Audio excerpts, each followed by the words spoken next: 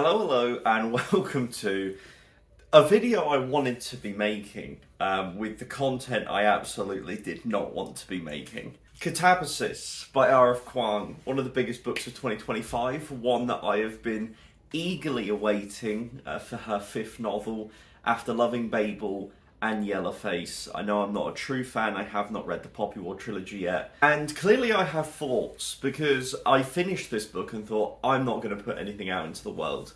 Because yeah.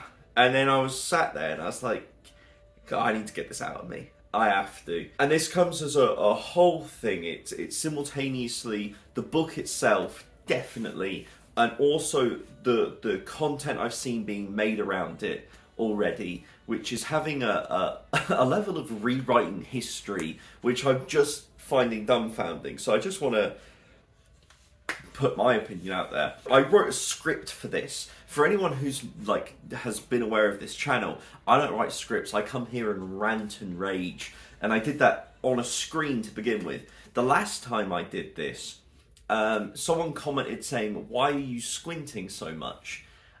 Which clearly shows that I have terrible eyesight. But so if you see me squinting, don't point out in the comments. I'm getting old. I'm gonna have wrinkles. I'm aware of this. Jeez. One thing is for sure is that based on my previous experience of Babel and Yellowface, I was very excited for this book and to see whether any of that would stick around, whether this would be completely new. And when I began the book, I was very excited. Sorry, let me get the book actually here.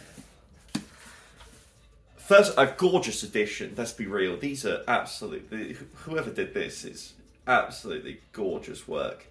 Nice Jean-Paul Sartre quote with "Hell is other people" on the side. When I began the book, I was very in, because the cheeky kind of incisive critique, the funniness that was there in Yellowface, a fierce writing style was present alongside the more academically researched and dark academia focus that Babel did. So from the beginning I was like, oh, I'm excited to see how this works, because the synopsis itself, the idea of Alice and Peter, these two rival Cambridge students in an enemies to lovers type situation, have to go to hell to rescue the soul of their mentor and lecturer, Grimes, who unfortunately has died. And the way the blurb was written was very cheeky, very fun. As a result, I was very excited because, you know, Babel has been critiqued, not by me, but has been critiqued by people for delving too far into the academia, getting lost in the source. I do think, now after reading something like Blood Over Brighthaven, you do see that Babel suffers in comparison due to, getting lost in the source of the research to create the magic system, rather than having the magic system inform the world and everything. Yet, with the presence of this authorial voice, I was excited that this would go in a new direction, to have more fun, a bit more pulpy alongside the academia, something that would be this a full image of her ability as an author. Then we began our descent, both for the character's journey and also just in terms of my enjoyment. I did not enjoy this book.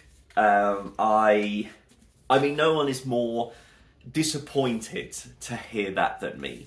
I have been watching and waiting for this book to come out since it was announced around the time Yellowface was put out. I have been looking at every update. I have had this pre-ordered with Grace for a long time. I have been waiting for this. And that's not to say that I think I was overhyped for this book. I really don't think I was. I tried to bring myself down to a very level playing field that just allows the book to happen.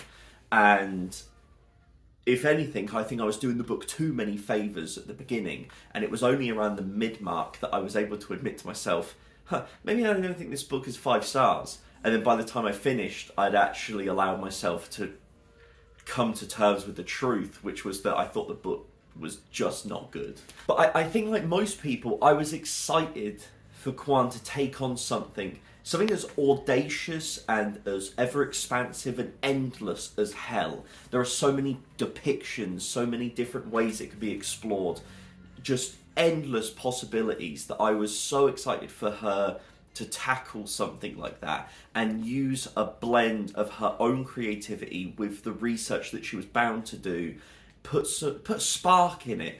And I was so excited to get involved with what her depiction of hell would be. But instead, the playful tone that the book has in the beginning dries up towards, like, there's probably from about 40% up until 80%, and then we get a little bit flaked in with a particular couple of characters. We are bereft of that fun tone for most of it, and instead it feels like we're coming up to Oasis in a desert. We are like, I felt like I was lapping up this fun tone that was there at the beginning that then is abandoned, and just we're left wallowing in not the journey of hell. We're left wallowing in the character of Alice and her perspective on reality that is just warped and sad. So I think if we're going to go into why I don't think this book works, then it is important to look at the blurb, what we were told to expect going in.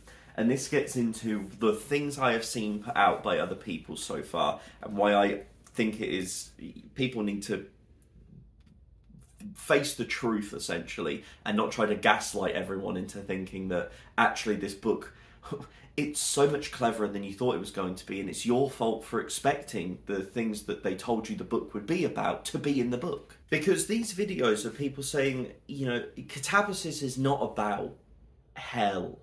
And it's not an enemies to lovers narrative. This is a harsh critique and indictment of academia itself. And it's like, absolutely, the critique of academia is there. However, the promises for all three of these were still made. Especially when people are saying that the enemies to lovers thing wasn't there, but you look at Kwang herself said that she was excited to see people's reactions to her writing in Enemies to Lovers when this was first announced. You saw like booksellers, publishers, HarperCollins, Foyles, all of these people all have a description of enemies to lovers inside of it. If not in the very top blurb, it is the trope that's meant to pull you in. So you should expect that to be strong and heavily present throughout. And alongside that, the descent into hell, the idea that people are now saying, well, you know, hell is a backdrop to put the character journey of Alice on, which is very well and true. That should be the case. You know, Dante's journey through hell in Inferno is still a character progression for him. He changes as that journey goes along. He loses. There are lessons he's meant to take. The idea of losing pity, for instance. Like, there are things that his journey is meant to have on him. That should be the case here. But hell should still be, firstly, engaging. Secondly, creative. And thirdly, put another one in. It should still have this evocativeness. It is hell. Hell is one of the most exciting, cool places that's depicted constantly. From, like I said, Dante's Inferno to Paradise Lost to Homer being forced to eat all of the donuts and it turns out he loves it. There are so many depictions of hell and what could be inside of it that you could have the pure freedom to let yourself go. And instead, we are served up something that feels banal and the same throughout. At no point did I really feel the blurring of borders. Well, I didn't feel definitive borders between the courts of hell. Instead, it just felt like this blur where it was like, okay, and now we're at the end. It felt like a roller coaster that had no turns in it. It was basically a train journey. I just went on a straight line, got to the end, and they went, that roller coaster was good, wasn't it? And I was like, I didn't know we were fucking moving. So what you have to accept here is that if the publisher, the author, and the booksellers are all putting equal emphasis on all three of these things, then you should expect all three. You've been promised them and they're not being delivered.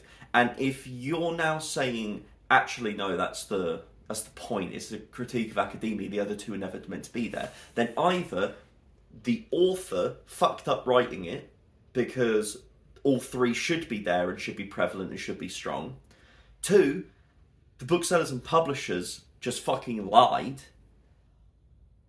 They're the only two options. Or three, I've lost my mind, which could be the case.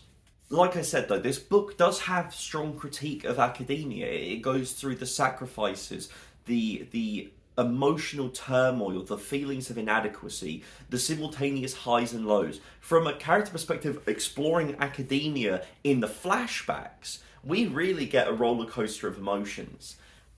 The physical journey of hell and the metaphorical one is so banal. It's just such a nothing burger.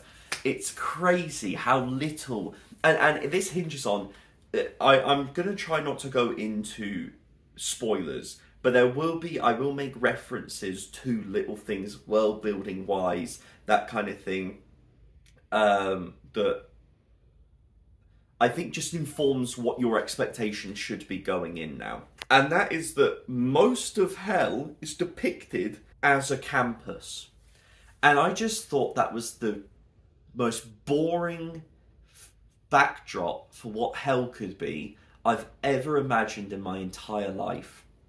And that shows how the critique of academia is put at the top of the mountain and everything else falls away. Because the only way that could be interesting is as a backdrop for a critique of academia.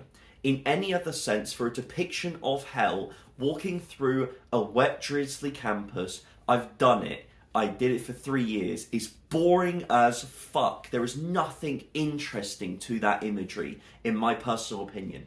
I was bored going through, and it's just these boring fucking descriptions of a campus. We've all seen a campus. Even if you haven't gone to university, you've probably seen a campus. It's not that exciting. And because it's so boring, Kwan has sacrificed one of the biggest draws to this book, the concept of hell. And I know this may be a personal thing for me. Other people may be like, who gives a fuck about hell?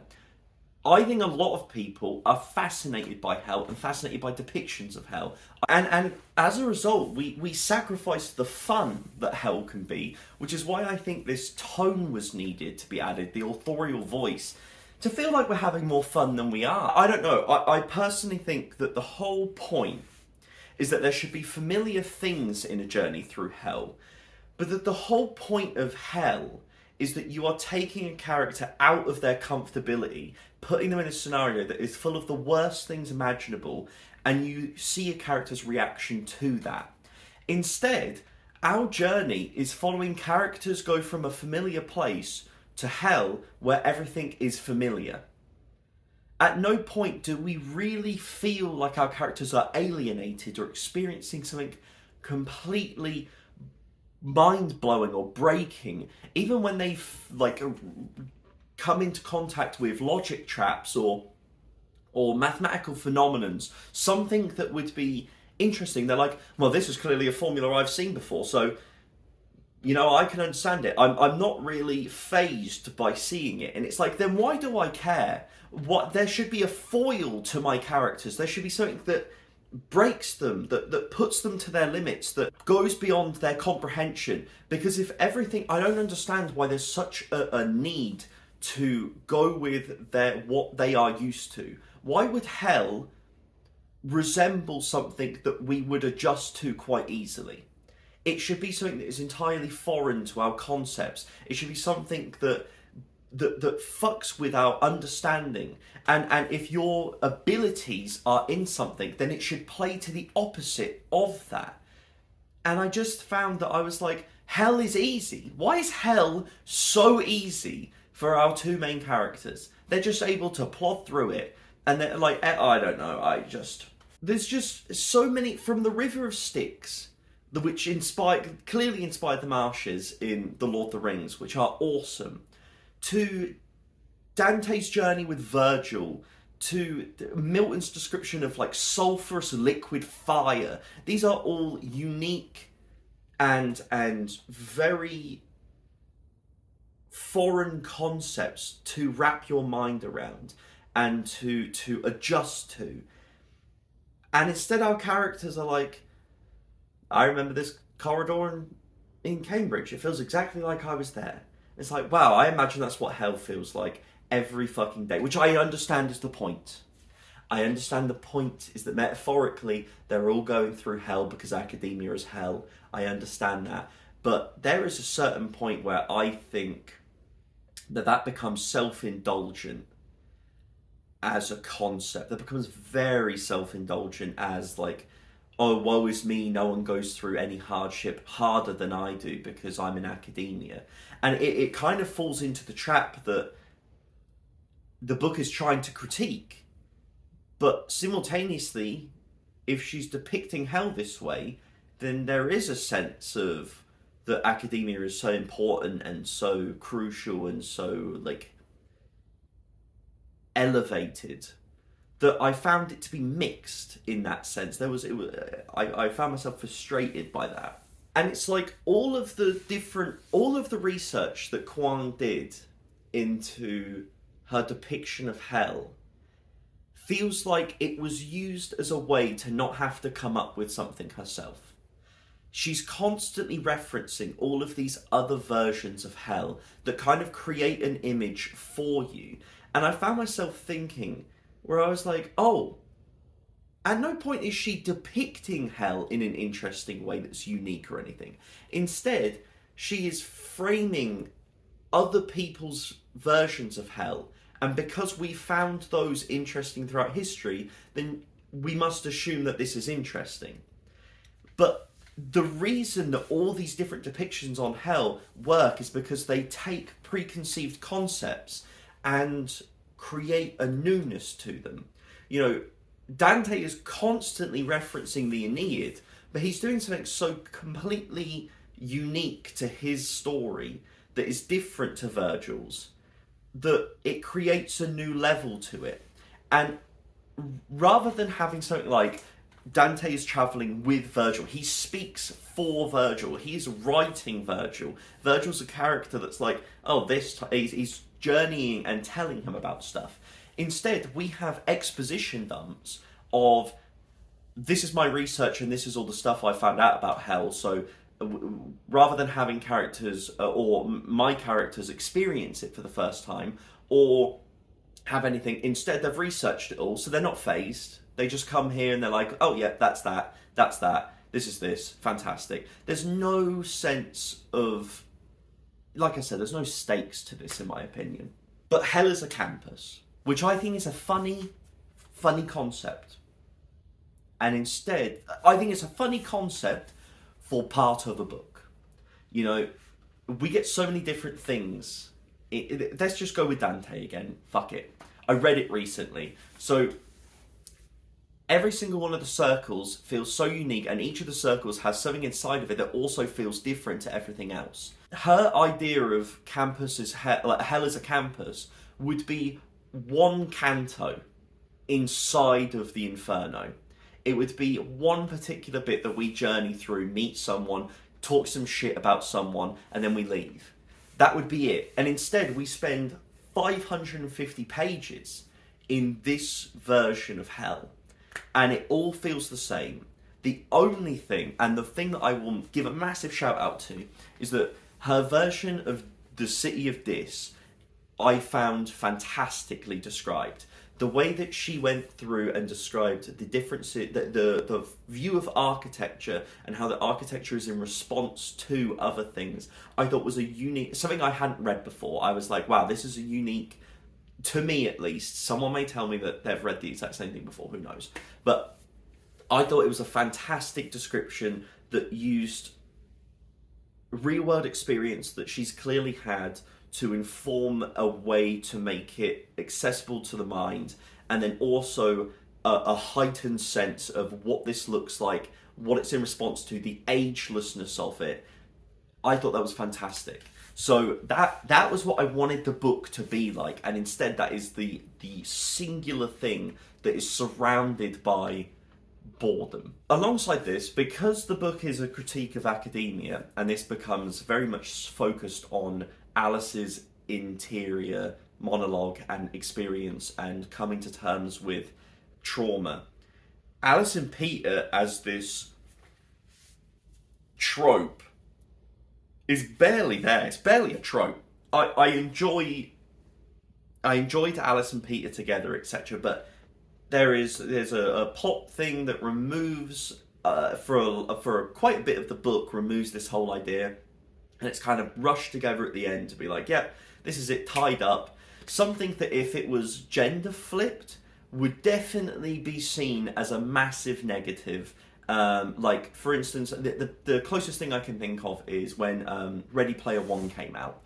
The idea that the guy gets the girl at the end, it is a played out cliche that is, it's sexist and played out. And instead we kind of get a flip here where, you know, Alice kind of gets a reward for the journey she's been on. And that reward is a man. And I just find it's one of those things where I'm like, just because it's the other way round doesn't make it any better. I still don't like it. Because instead of their relationship, the book focuses on their realization of the treatment they received at the hands of their mentor and lecturer, Grimes, the person that they've gone to hell to find.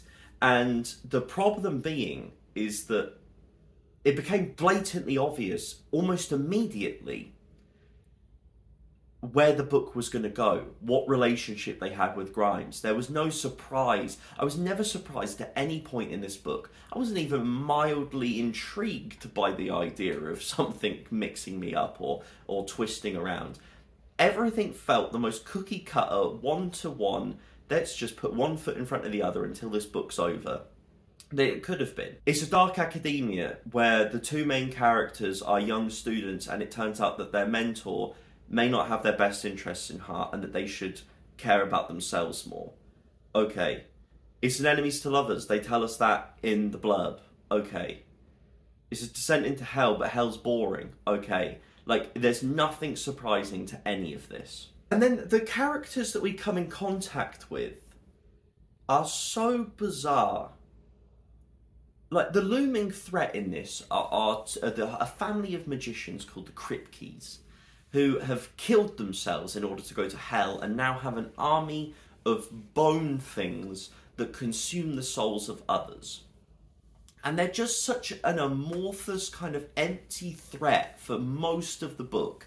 They just, suddenly these bone things turn up, they get out of it, they leave, they go somewhere else, something happens, and these bone things turn up, they get out of it, the Kripkes, they hear about the Kripkes, well, the Kripkes are around, I wonder when the Kripkes are going to turn up. There's a trap, I fell into a trap, oh, it's the Kripkes that set up. We never see them, we never experience them, we have no interest in them, we get told a random exploratory thing, where it's like, yep, they killed themselves and now they're in hell doing this. And then they're just this vague threat in the background for the entire book. And they're one of the few characters we meet. And then we meet Elsbeth, this ex-student who killed herself. And now she's in hell. And Alice knows about them, same as she knows about the Kripkes, because she's so well researched that she knows about both of these sets of people, which then removes the interest or the excitement of discovering something new, because our character already knows about it, so it can be exposited to us, so we know who they are, what the stakes are, what they're interested in, and now let's keep going with the plot. It was dumbfounding. The only person who we didn't know about was towards the end of the book, so I'm not even going to get into it.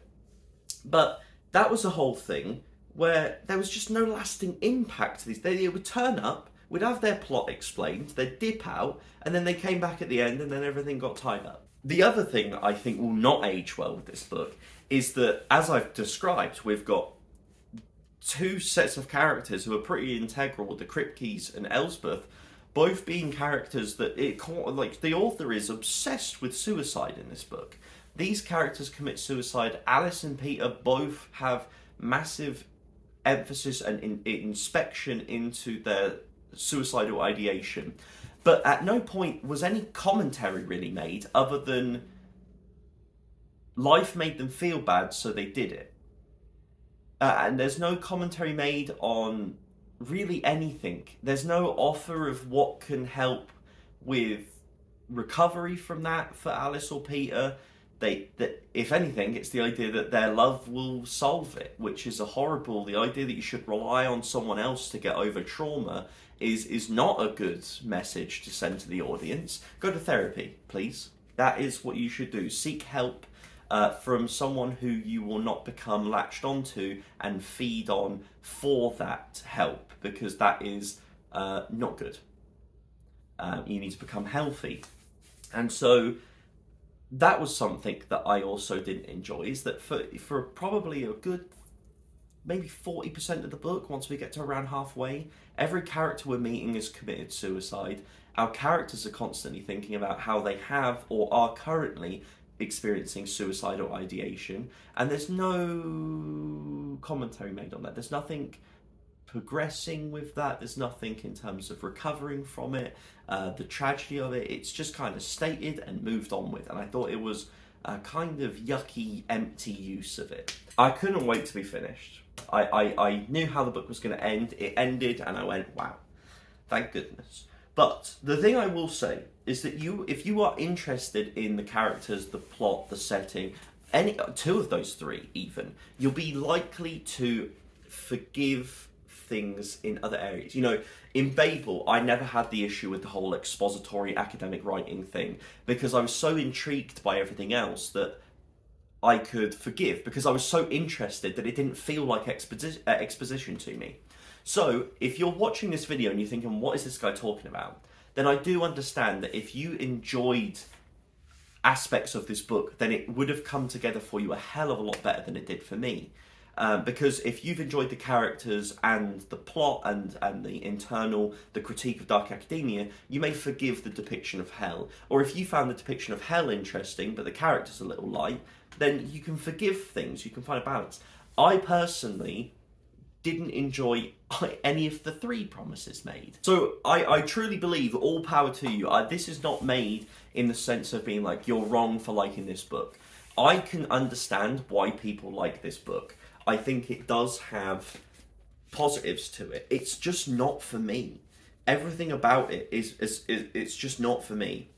And if you're someone who needs to read a book that is going to tackle feeling inadequate and coming over that, if you want a depiction of hell that feels more tangible to the real world, there are so many different people that are going to have different wants from a book, and they're going to have their needs satisfied in different ways. Like, that's just the way it is. This is not me saying that I am right and holier than thou, because I truly couldn't care less.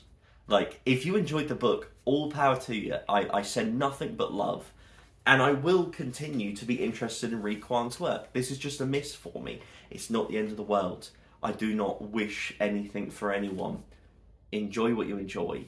It's just, yeah, this was such a miss for me, and I was so excited that I needed to talk about it. But I will say, the creators who are putting out these videos, guys, I feel like we need to reevaluate. I'm seeing people talk about Katabasis, and you need to know going in, this is not a straightforward story through hell where hell is important, and this is not an enemies to lovers narrative. This has always been a dark academia. This has always been a critique of academia itself, and those are wholly